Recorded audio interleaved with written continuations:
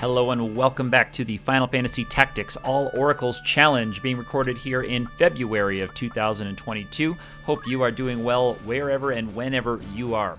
We have got a trio of really memorable fights. If you've played this game before, you know it's exciting when you arrive at Riovanes Castle here at the end of Chapter 3. It is back-to-back-to-back slammers. It's going to start with this battle at the gate of the castle. This is a fun one. Always, even in a casual playthrough, this presents kind of some interesting and unique challenges. We've got some archers up on the top of the gate. We've got a knight on the drawbridge, and then a couple other knights on the side. We're starting in a split party, but we're not split by that much. It's interesting why they gave you a split party here, because you're not really separated by much space or by any kind of physical obstacle. You've also got Rafa and Malik there. Unfortunately, I could not make Rafa an Oracle. She didn't have enough JP. But Rafa's base class is close enough to an Oracle, so I just went ahead and equipped her as if she was an Oracle. She has a Goku Rod. She has the same equipment that we do. So you may notice the Oracles, the generic Oracles, they all have regen because I am using bags. Yes, this battle will feature bags. Interestingly enough, I've almost never ever used bags in the real game during casual playthroughs, but this is the first time I've put them to use. The bags do really, really terrible damage, but they put you in regen status always. So I thought with this fight, I was going to be taking some pot shots from those archers as the battle went on. Even if I have mantles on, they're still going to be hitting me once in a while, especially if I'm charging spells. We're going to be fairly vulnerable to archer attacks. So the generic oracles all have regen. I start the battle here with a pretty big tactical error, I would say. This was the first attempt at it, so I just wanted to move Ramza up and kind of just see what he could do right away at the beginning. And he can get into range to target Malak, but the tricky thing about the first round of a battle is that everybody's CT starts, fairly equally. And so it's hard in the first round to charge a spell and get it to go off before everyone else gets a turn in the first round. You can build up a CT advantage by waiting or, moving and not acting or acting and not moving. You can build up a little bit of a CT gap between you. And your CT starts to kind of group up. Enemies and allies with similar speed values tend to kind of group up in the AT order as it goes along, just because of how math works.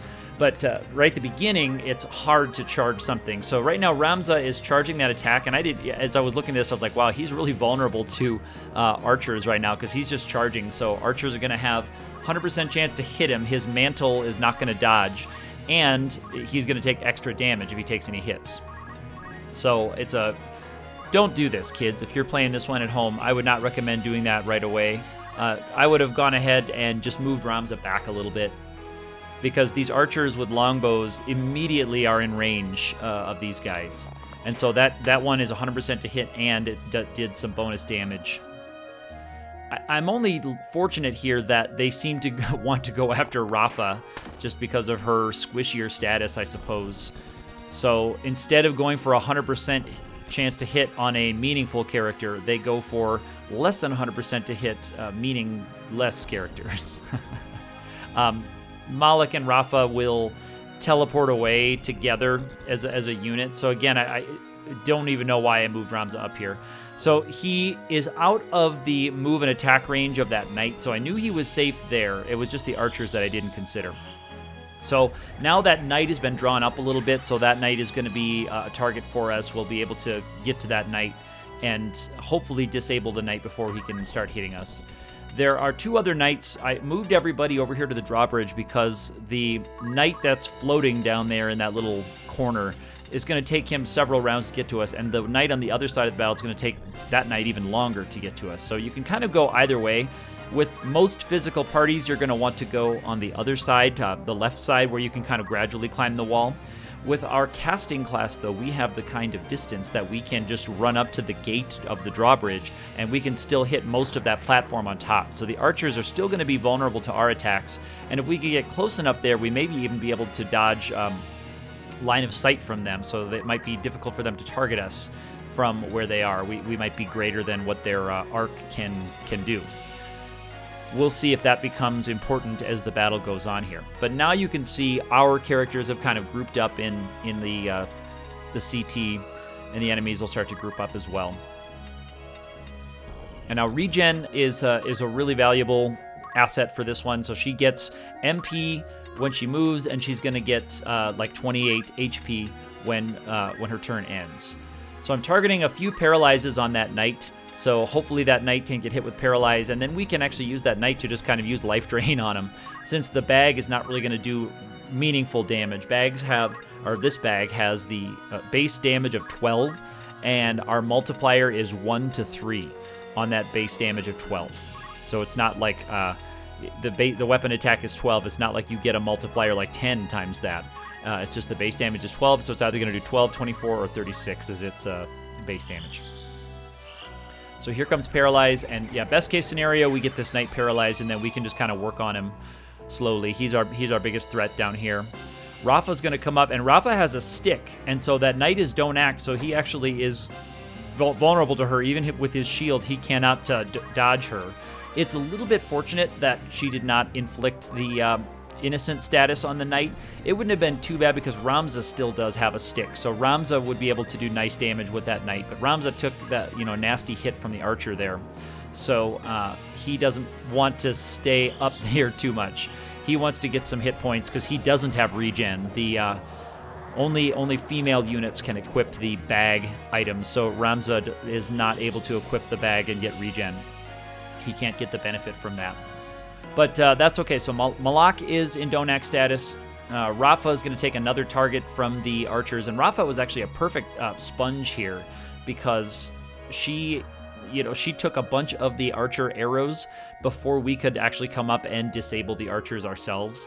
So she absorbed a lot of damage for us. I don't know if it was critically important because of the regen status. I brought it in just specifically for the archers. So if Rafa hadn't taken most of that damage, I think we still would have been okay.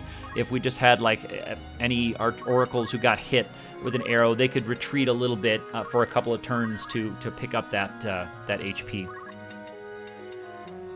But as it is, with them targeting Rafa so aggressively, I am fine moving my characters up. And actually that works out okay because I want them farther from that knight who has to come up from the water. Yeah, that knight is in float status because he doesn't suffer a penalty from being in that deep water back there.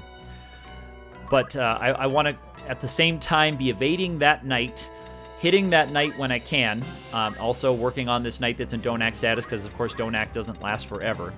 And eventually we do need to paralyze or put to sleep those archers.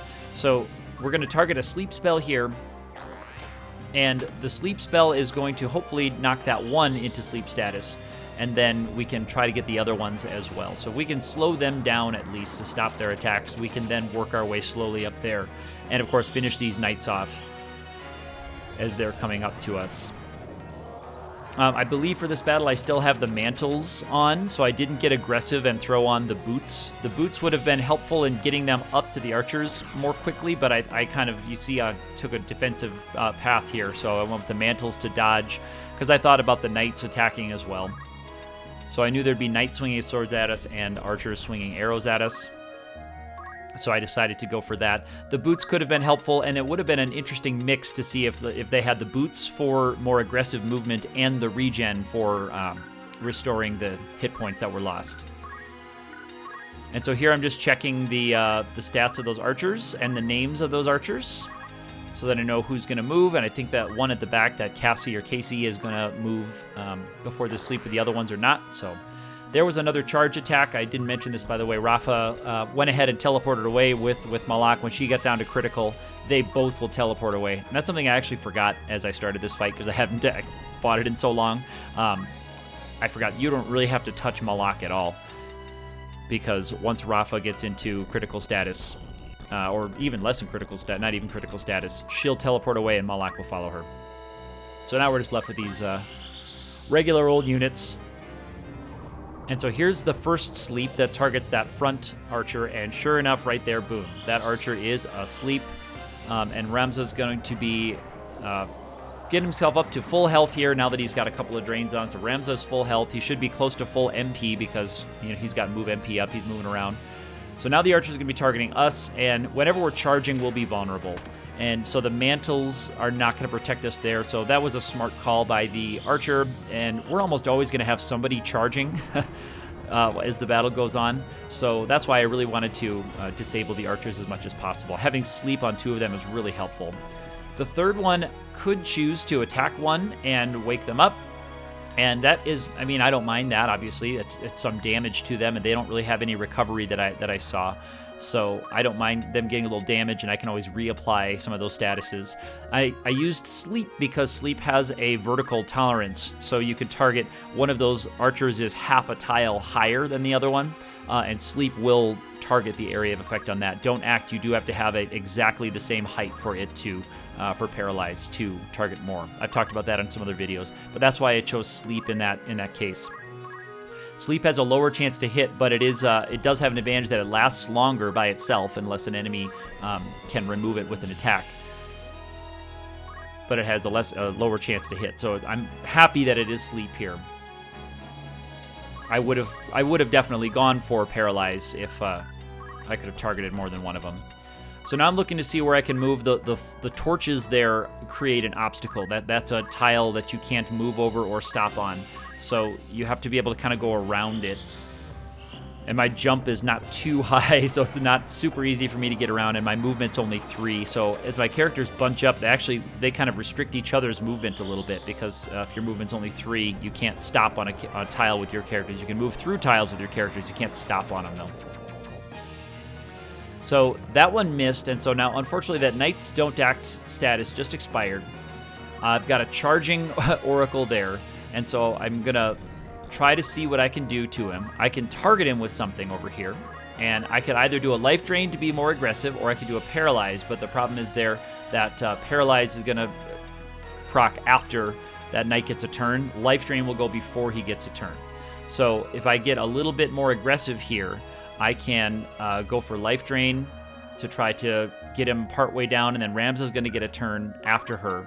And if Ramza gets his Life Drain to fire off and they both hit, then we'll take that Knight out before he gets a chance to attack.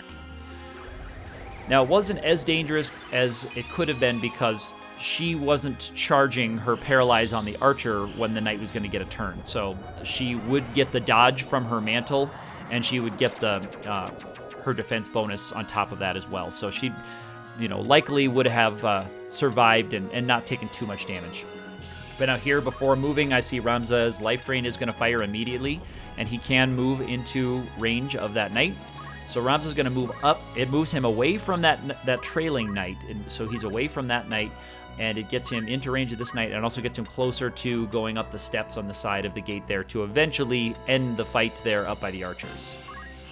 So he's looking to see where he can move. That Knight is pretty much stuck in that corner, so even if he did get a turn, all he could really do is attack the Oracle that's to his side there. So this archer is in Don't Act status. That gives us a couple of rounds to work on these Knights more down here. And if this hits, it'll be Exacxi. So I'm not going for Petrify or anything, because Life Drain has a much higher chance to hit. It's much faster, and it restores us, obviously, at the same time. Although Regen has kept these other Oracles really, really, really well healed. But I find it easier and maybe a little more reliable to just hit him with 4 Life Drains, especially when Ramza himself needs Life Drain to keep his hit points up without the benefit of Regen. That's his primary source of healing. Now this Knight, I kind of miscalculated a little bit. This Knight can jump over that gap. He's got enough jump to get over there, and that's something I didn't quite calculate myself. That's okay. But so he gets a smack in. But again, a couple of rounds of Regen will remove that. But unfortunately, he has really low faith. Look at the readouts here for the 2-hit. It's 55, 56, 57, pretty much all the way across the board. There's 59.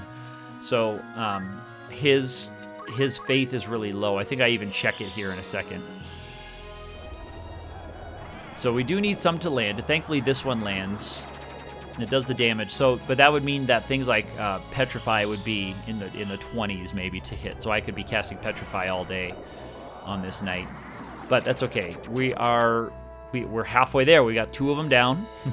Ramza's got the stick, so Ramza could do some good physical damage to him. Unfortunately, Ramza is quite a bit farther away. Yeah, you saw his faith there. I think it was in the 50s is what I checked. And so she's the one who needs the HP, or needs it more than the other ones do anyway. So she's going to target it, and I'm actually going to move her,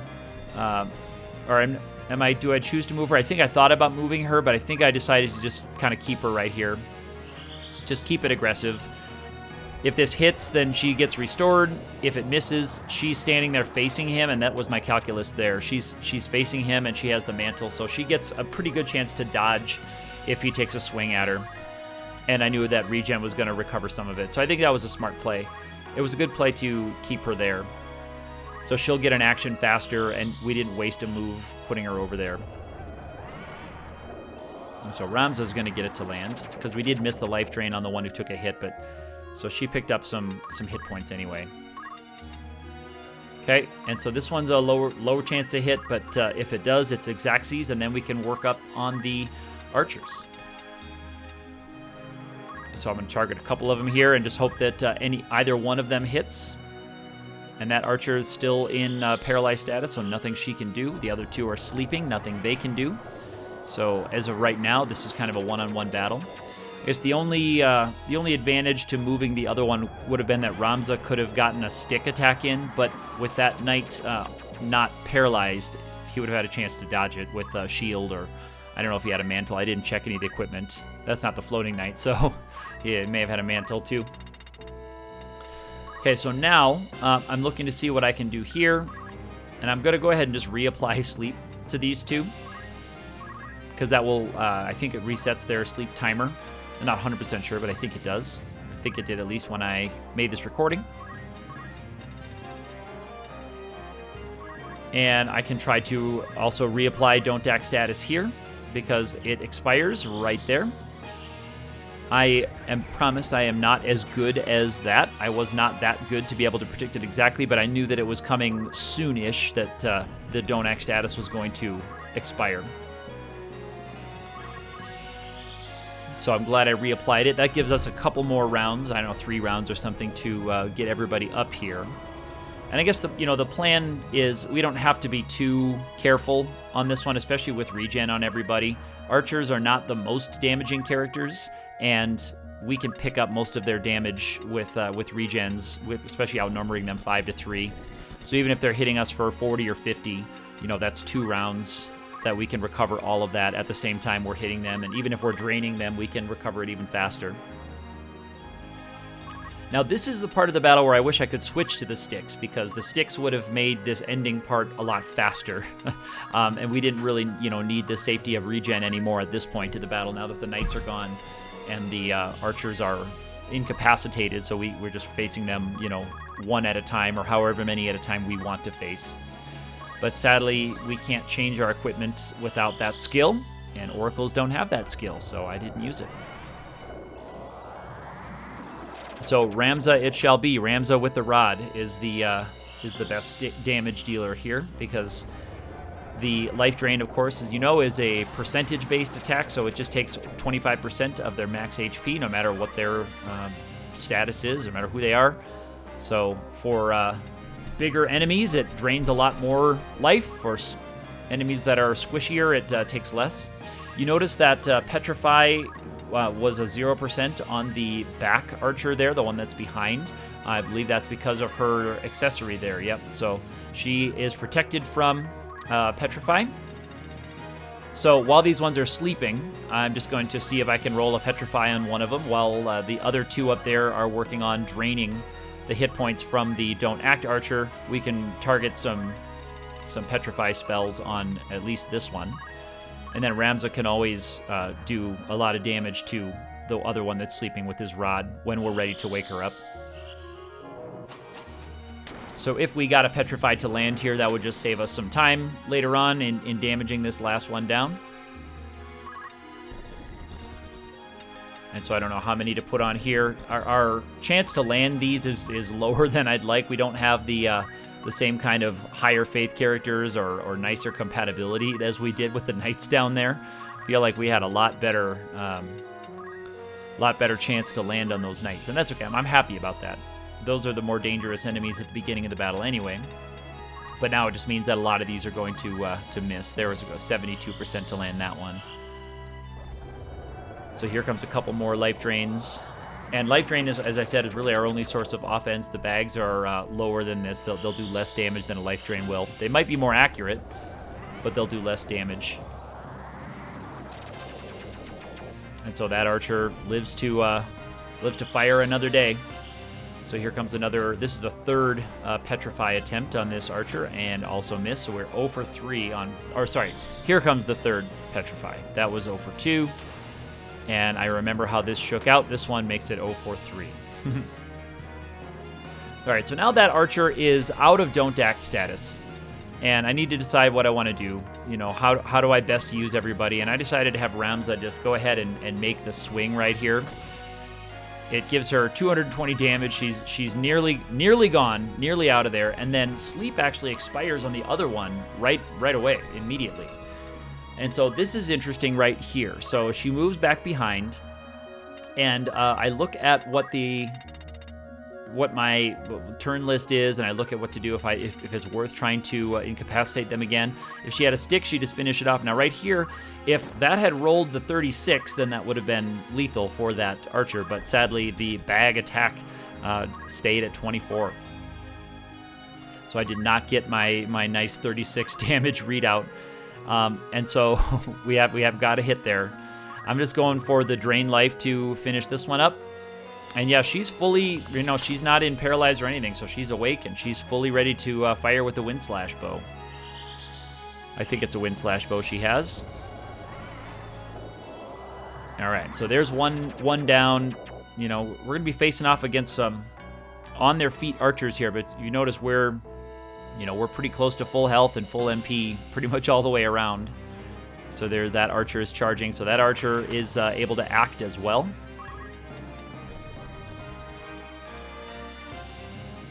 And now here's would be another good opportunity for if we had sticks, we move Ramza 2 away, and then we can move the other one away. So this one doesn't do nearly as much damage and has the interesting drawback, actually, with the Goku rod, of putting her in innocent status. So pretty much any spell that we try is going to fail on her. Pretty much any spell that we attempt is not going to land until innocent status is removed. So that means that we are pretty much reliant on physical damage for her, and that's okay. We can start beating her with our bags. So there is a successful life drain on that one, and that's still more damage than the most they can do with their bag. So this end part, there's not really much more to talk about here on the very end part, just a couple things to note as you finish. This is a really fun fight, as I said before, for casual parties or challenge parties. It's always pretty cool with this many enemies. There's a whack for 24. You just have to think about where you want to position guys, how you're going to deal with the archers. You can deal with them, with a black mage or summoner to get up there quickly on this side. You can work it slowly. My archers challenge run, I had arrow guard, which was handy for this fight. It's pretty cool. And so this archer, not really anywhere she can go. She decides to actually move and leaves herself open for a big attack from Ramza, which is cool. I'll take that because Ramza's our bruiser here. So she's down to 10 hit points. Her charge attack misses. And then here comes the finishing blow, which is a bag. I think it's a pea bag, I guess, a sea bag. Whatever bag it is delivers the finishing blow. So here we go inside Riovanes Castle. So part 1 of the awesome trilogy at an end here. We'll see you in the next one. Hey, hit that thumbs up button, subscribe, leave me a comment, or hit me up on Twitter where I'm also active _ATE. We're heading inside the castle.